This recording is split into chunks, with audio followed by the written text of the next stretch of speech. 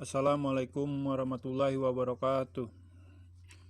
Untuk diketahui, dalam peraturan pemerintah manajemen P3K disebutkan materi tes P3K meliputi tes kompetensi manajerial, kompetensi sosiokultural, uji kemampuan teknis, dan wawancara tertulis. Berikut ini 20 contoh soal kemampuan integritas dan kemampuan sosiokultural ya, beserta penjelasannya. Semoga bermanfaat buat teman-teman honorer yang ingin menjadi P3K. Penjelasannya dulu. Kompetensi atau kemampuan sosiokultural adalah kemampuan dinamis dalam mengambil beragam perspektif atau cara-cara alternatif saat berinteraksi dalam suatu situasi budaya berbeda-beda, sehingga dalam pekerjaan dapat berjalan efektif. Kompetensi integritas adalah bertindak secara konsisten antara apa yang dikatakan dengan tingkah lakunya sesuai nilai-nilai yang dianut, atau nilai-nilai dapat berasal dari nilai kode etik di tempat dia bekerja, nilai masyarakat, atau nilai moral pribadi. Kita langsung aja ke 10 soal kemampuan integritas. 1. Saya menggunakan kendaraan dinas tanpa sepengetahuan kepala kendaraan hari libur. Secara tidak sengaja saya menabrakkan kendaraan tersebut. Tindakan saya adalah, tindakan apa yang Anda akan lakukan? A.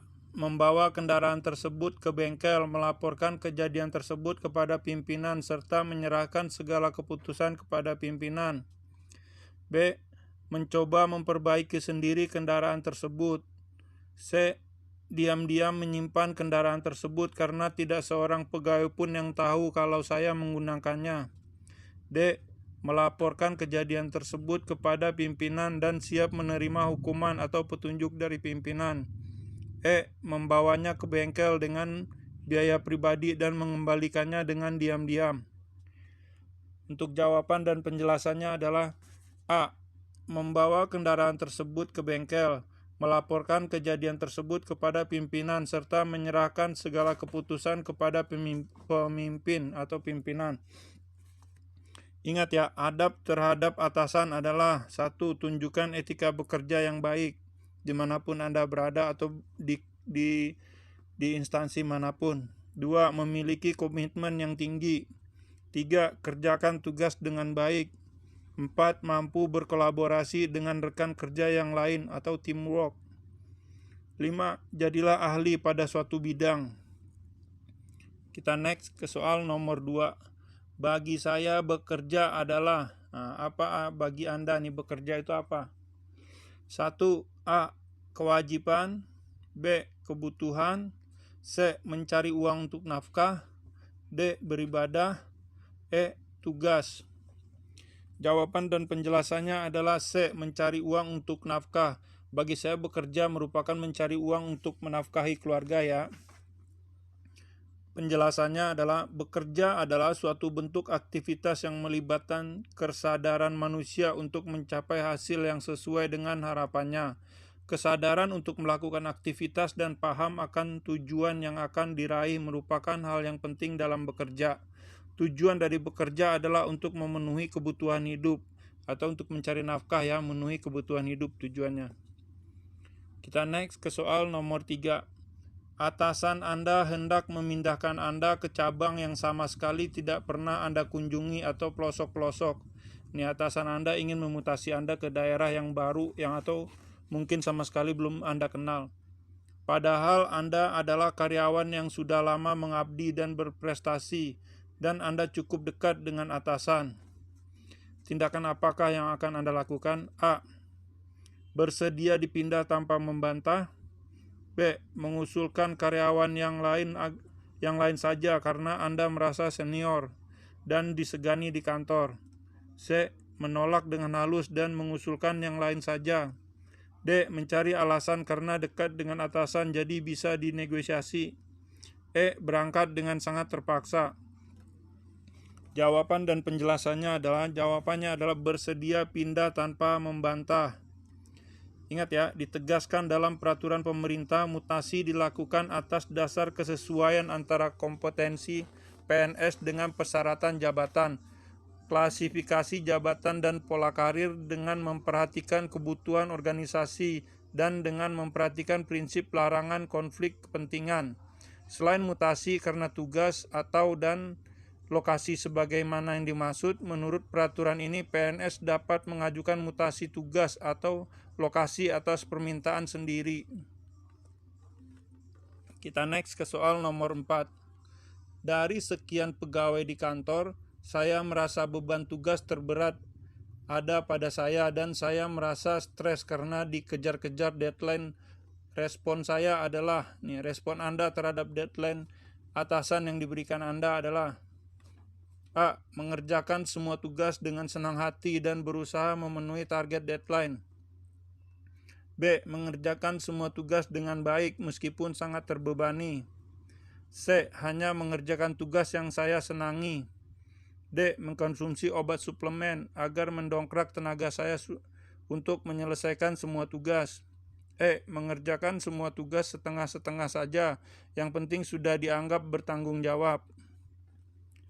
Jawaban dan penjelasannya adalah B. Mengerjakan semua tugas dengan baik meskipun sangat terbebani. Ingat attitude dalam bekerja. Tunjukkanlah sikap tanggung jawab Anda dalam bekerja. Atasan Anda tidak akan pernah tahu apa yang Anda alami. Yang atasan Anda tahu, pekerjaan Anda selesai tepat waktu. Ingat ya. Kita next ke soal nomor 5. Sebagian rekan kerja pulang 20 menit lebih awal dari jadwal yang seharusnya. Bagaimana dengan Anda? Nah, ini biasanya suka bolos ya. A. Saya tidak melakukannya agar dinilai sebagai staf yang rajin oleh atasan. B. Saya tetap mengikuti aturan yang berlaku sehingga tetap pulang sesuai jadwal. C. Karena banyak yang melakukannya, mungkin hal itu tidaklah mengapa. D. Banyak yang melakukannya sehingga saya pun juga melakukannya. D. Demi toleransi saya ikut melakukannya. Jawaban dan penjelasannya adalah, ingat ya, untuk menjawab soal-soal seperti ini, posisikan diri Anda adalah sebagai pegawai atau PNS yang taat hukum dan taat aturan. B. Saya tetap mengikuti aturan yang berlaku sehingga tetap pulang sesuai jadwal. Sebagai orang yang mengabdi kepada pemerintahan atau negara, Anda harus mengikuti aturan yang berlaku di instansi tempat Anda bekerja. Jangan pernah sekali-kali melanggar aturan yang sudah dibuat, karena nantinya akan mengurangi kredit poin Anda di saat kenaikan jabatan. Paham ya? Kita next ke soal nomor 6. Merupakan tantangan sekaligus peluang bagi masyarakat Indonesia. Apa nih titik-titiknya apa nih? Tantang dan peluang sekaligus bagi masyarakat Indonesia adalah pengertian dari A. Kebudayaan, B. Keberagaman budaya, C. Macam-macam budaya, D. Nilai budaya, E. Kerusakan sosial. Jawaban dan penjelasannya adalah keberagaman budaya merupakan tantangan sekaligus peluang bagi masyarakat Indonesia. Penjelasannya, manfaat keberagaman budaya bagi suatu bangsa dapat dilihat dari berbagai macam aspek, yakni ekonomi dan sosial. Di aspek ekonomi, manfaat keberagaman adalah aset kekayaan bangsa. Keberagaman itu merupakan aset ya bagi bangsa kita ini yang Bhinneka Tunggal Ika. Secara keseluruhan, keberagaman budaya merupakan identitas negara atau Bhinneka Tunggal Ika. Walaupun berbeda-beda tapi harus tetap sama. Kita next ke soal nomor 7. Dalam suatu rapat pimpinan, ada sejawat yang tidak sependapat dengan usulan saya. Maka apa yang akan Anda lakukan? A. Bersikeras agar usulan saya yang diterima. B. Meninggalkan ruang rapat dan tidak kembali lagi. C. Dengan senang hati mempertimbangkan pendapat orang lain. D. Mempertimbangkan pendapat tersebut dengan melihat siapa orangnya. E. Tetap beranggapan bahwa perbedaan pendapat adalah hal yang lumrah. Jawaban dan penjelasannya adalah C. Dengan senang hati mempertimbangkan pendapat orang tersebut. Ingat ya, Kalau di suatu rapat kita harus menerima pendapat orang lain walaupun pendapat itu tidak tepat atau tidak akan dijalanin, tapi kita harus menerima pendapat tersebut. Adab dalam rapatnya: 1. Sampaikan pendapat Anda dengan cara yang sopan. 2. Ketahui kapasitas pengetahuan Anda. 3. Memiliki dasar argumen yang kuat dan jelas. 4. Tidak memotong pembicaraan lawan. 5. Tidak menyerang pribadi lawan bicara. Kita next ke soal nomor 8. Saya ditugaskan pimpinan untuk menjadi notulen dalam rapat Badan Pertimbangan Jabatan dan Kepangkatan. Respon saya adalah respon Anda bagaimana jika menjadi notulen? A. Berusaha menghindari rekan yang membujuk untuk mengetahui hasil keputusan rapat. B. Tidak akan membocorkan hasil keputusan rapat karena bukan wewenang saya. C. Dengan bangga saya akan menceritakan kepada rekan sejawat saya hasil keputusan rapat. D. Memberitahukan anggota keluarga tentang hasil keputusan rapat. E. Memberitahu sahabat saya di kantor tentang hasil keputusan rapat. Jawaban dan penjelasannya adalah B. Tidak akan membocorkan hasil keputusan rapat karena bukan wewenang saya. Ingat, di dalam instansi tempat kita bekerja, kejujuran harus diutamakan dan dikedepankan. Kita next ke soal nomor 9. Ketika tergesa-gesa dalam perjalanan menuju kantor, Anda melihat ada kejadian kecelakaan. Yang Anda lakukan adalah, ingat ya, ketika Anda dari rumah menuju kantor, Anda melihat kecelakaan, apa yang Anda akan lakukan? A. Melihat situasi dan kondisi kemudian tetap melanjutkan perjalanan ke kantor. B. Memberitahu anggota keluarganya. C. Menolong dan mengobatinya. D. Menolong kemudian membawa ke rumah sakit. E. Tidak peduli. Jawaban untuk soal ini adalah A. Melihat situasi dan kondisi kemudian tetap melanjutkan perjalanan ke kantor. Ingat ya, soal ini bukan berarti Anda tidak punya perasaan. Karena ketika tergesa-gesa menuju ke kantor, Anda melihat ada kejadian kecelakaan. Kejadian kecelakaan tersebut merupakan bukan Anda aja yang melihat, tapi banyak orang gitu. Jadi Anda harus melihat situasi dan kondisi kemudian tetap melanjutkan perjalanan ke kantor. Kita next ke soal nomor 10. Pada akhir dari hari kerja normal, Anda mempunyai suatu pekerjaan yang tak habis-habisnya dan harus selesai tepat waktu. Apa yang akan Anda lakukan? A. Pulang ke rumah dan menyelesaikan pekerjaan di hari berikutnya. B. Menyelesaikan pekerjaan tidak peduli ada uang lembur atau tidak. C. Menyelesaikan pekerjaan tapi meminta uang lembur. D. Menanyakan pimpinan apakah ada uang lemburnya.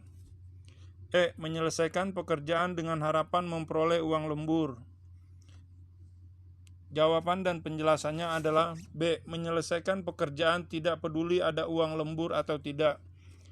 Ingat, pekerjaan yang diberikan kepada Anda merupakan tanggung jawab Anda untuk menyelesaikannya. Atasan tidak akan mau tahu dengan alasan apapun. Yang Anda harus lakukan, selesaikan pekerjaan dengan penuh tanggung jawab dan ikhlas tanpa mengharapkan imbalan lebih. Berikutnya kita ke 10 soal kemampuan sosiokultural. Langsung aja ke soal nomor 1. Setiap hari Anda selalu datang paling pagi tiba di kantor. Yang Anda lakukan adalah Anda merupakan karyawan teladan ya. A. Ngobrol dengan sesama pegawai. B. Menikmati udara pagi di lingkungan taman kantor. C. Membuat rencana kerja hari itu. D. Mengerjakan pekerjaan yang tertunda kemarin. E. Membaca koran. Jawabannya adalah B. Menikmati udara pagi di lingkungan taman kantor. Kenapa jawabannya B? Menikmati udara pagi di lingkungan taman kantor supaya Anda tidak telat nantinya. Jangan nongkrong di luar. Kita next ke soal nomor 2. Dalam proses internalisasi budaya, institusi yang berperan menampilkan pondasi nilai dan norma adalah, ingat ya, institusi yang berperan menampilkan pondasi nilai dan norma adalah institusi apa? A. Sekolah. B. Agama, C. Keluarga, D. Pemerintah, E. Masyarakat.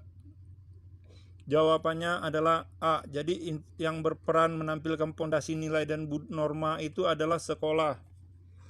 Internalisasi merupakan suatu proses penanaman nilai tentang budaya. Dalam penanaman dan penumbuh kembangan nilai tersebut dilakukan melalui berbagai didaktik metodik pendidikan dan pengajaran seperti pendidikan, pengarahan, indoktrinasi, brainwashing, dan lain sebagainya. Kita next ke soal nomor 3.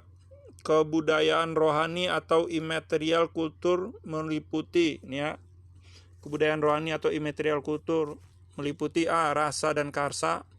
Ingat yang ditanya di sini immaterial. B. Cipta dan karsa. C. Karya dan karsa. D. Karya dan cipta. E. Cipta dan rasa. Jawaban dan penjelasannya adalah E. Cipta dan rasa. Immaterial kultur merupakan kemampuan mental, kemampuan berpikir yang menghasilkan filsafat serta ilmu pengetahuan. Kebudayaan rohaniah atau immaterial kultur meliputi kepercayaan dan ideologi karena kebudayaan rohaniah tidak bisa dirasakan secara fisik. Ingatnya ada immaterial kultur dan material kultur. Kita next ke soal nomor 4. Fungsi kebudayaan adalah fungsi kebudayaan. A. Untuk menghasilkan seni budaya yang berguna. B. Untuk menambah aktivitas manusia di muka bumi. C. Untuk melindungi manusia dari gangguan penghuni lainnya. D. Agar manusia dapat bertahan hidup dan mampu memenangkan persaingan. E. Untuk menjaga kestabilan lingkungan hidup. Fungsi kebudayaan hidup adalah untuk menghasilkan seni budaya yang berguna. Fungsi kebudayaan adalah untuk mengatur manusia agar dapat mengerti bagaimana seharusnya bertindak dan berbuat untuk menentukan sikap kalau akan berhubungan dengan orang lain di dalam menjalankan hidup. Kita next ke soal nomor 5. Menurut saya, orang yang kehilangan kesempatan mengembangkan usahanya lebih disebabkan karena orang yang kehilangan kesempatan disebabkan karena apa? A. Menunda ketika melihat risikonya. B. Mundur begitu melihat risikonya. C. Bertahan pada cara yang telah ada. D. Berpikir mencoba usaha lain. E. Menunggu bantuan pihak lain. Jawaban dan penjelasannya adalah B. Mundur begitu melihat risikonya. Itu ciri-ciri orang yang ini yang gimana gitu ya. Ini solusi menghadapi tantangannya adalah 1. Melakukan prediksi yang lebih cerdas. 2. Mengurus keuangan dengan baik. 3. Unggul dalam teknologi. 4. Metode pemasaran yang efektif. 5. Meningkatkan kualitas produk. Kita next ke soal nomor 6. Faktor geografis yang dapat mengilhami perkembangan budaya adalah faktor geografis yang dapat mengilhami perkembangan budaya. A. Ide seseorang untuk menciptakan sesuatu. B. Tidak sesuainya kemajuan peradaban terhadap sarana hidup. C. Letak sebuah daerah terhadap daerah lain. D. Hasil rekayasa genetik. E. Ide mengembangkan jalan kereta bawah tanah. Jawaban dan penjelasannya adalah C. Letak sebuah daerah terhadap daerah lain. Faktor geografis yang dapat mengilhami perkembangan budaya adalah letak sebuah daerah terhadap daerah lain. Indonesia dengan kondisi geografis yang berbeda-beda dari Sabang sampai Merauke tentu saja memiliki bermacam-macam suku bangsa serta kebudayaannya masing-masing ya. Ingat ada Minangkabau, ada Batak, ada Sunda, ada Jawa, ada Papua, ada Ambon. Kita next ke soal nomor 7. Yang termasuk dampak negatif akibat keberagaman budaya kecuali dampak negatifnya kecuali A. Menimbulkan krisis ekonomi dan moneter. B. Menimbulkan konflik antar suku bangsa. C. Menimbulkan konflik antar elit dan golongan politik. D. Sebagai alat bersatunya masyarakat walau berbeda agama. E. Menimbulkan konflik antar yang kaya dan miskin, antara yang kaya dan miskin? Jawabannya adalah D. Sebagai alat bersatunya masyarakat walau berbeda agama. Ingat yang ditanya di sini kecuali ya. Paham ya sampai di sini? Kita naik ke soal nomor 8. Kebudayaan kebendaan berupa alat dan teknologi yang dibutuhkan oleh masyarakat untuk menguasai alam menurut definisi kebudayaan dari Selo Sumarjan, termasuk ke dalam bagian yang dinamakan, ingat ya, Selo Sumarjan. A. Jiwa, B. Cipta, C. Karsa, D. Rasa, E. Karya. Jawaban dan penjelasannya adalah E. Karya. Selo Sumarjan termasuk ke dalam bagian yang dinamakan karya. Menurut Selo Sumarjan, merumuskan kebudayaan sebagai sebuah hasil karya, cipta, dan rasa masyarakat. Karya masyarakat menghasilkan teknologi dan kebudayaan kebendaan atau kebudayaan jasmaniah atau material kultur yang diperlukan oleh manusia untuk menguasai alam sekitarnya agar kekuatan serta hasilnya dapat diabadikan untuk keperluan masyarakat. Kita next ya ke soal nomor 9.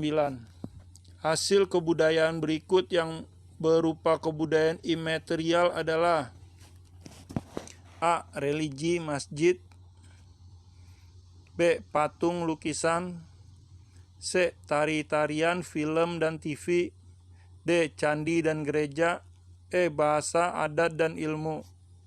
Jawaban yang paling tepat adalah E. Bahasa, adat dan ilmu, termasuk imaterial ya, karena bukan benda. Dalam kehidupan sehari-hari, istilah kebudayaan diartikan dengan hal-hal yang menyangkut kesenian dan adat istiadat. Sedangkan kebudayaan imaterial atau rohaniah atau spiritual adalah kebudayaan yang tidak dapat dilihat dan diraba, tetapi dapat dirasakan dan dinikmati. Contohnya religi, kesenian, ideologi, filsafat, bahasa, adat, ilmu, dan sebagainya. Kita naik ke soal terakhir nomor 10. Menurut A.B. Taylor, kebudayaan merupakan A. Keseluruhan yang kompleks yang di dalamnya terkandung pengetahuan, moral, hukum, adat istiadat dan didapat oleh seseorang. B. Hal-hal yang bersangkutan dengan budi dan akal. C. Kemampuan seluruh anggota masyarakat. D. Seperangkat peraturan dan norma yang dimiliki bersama oleh anggota masyarakat. E. Hal-hal yang bersangkutan tingkah laku. Jawaban dan penjelasannya adalah A. Keseluruhan yang kompleks yang di dalamnya terkandung pengetahuan, moral, hukum, adat istiadat yang didapat oleh seseorang. Sir Edward Barnett Taylor atau yang kita kenal E.B. Taylor adalah tokoh pendiri ilmu antropologi sosial dan karya ilmiahnya membantu membangun disiplin antropologi di abad ke-19 ya. Jadi Sir Edward Barnett Taylor ini merupakan seorang antropolog. Sekian, terima kasih sudah mampir ke channel kami Marvin Studi.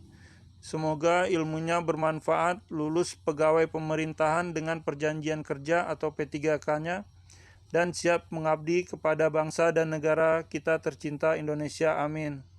Jangan lupa berdoa dulu sebelum berangkat mengikuti ujiannya. Wassalamualaikum warahmatullahi wabarakatuh.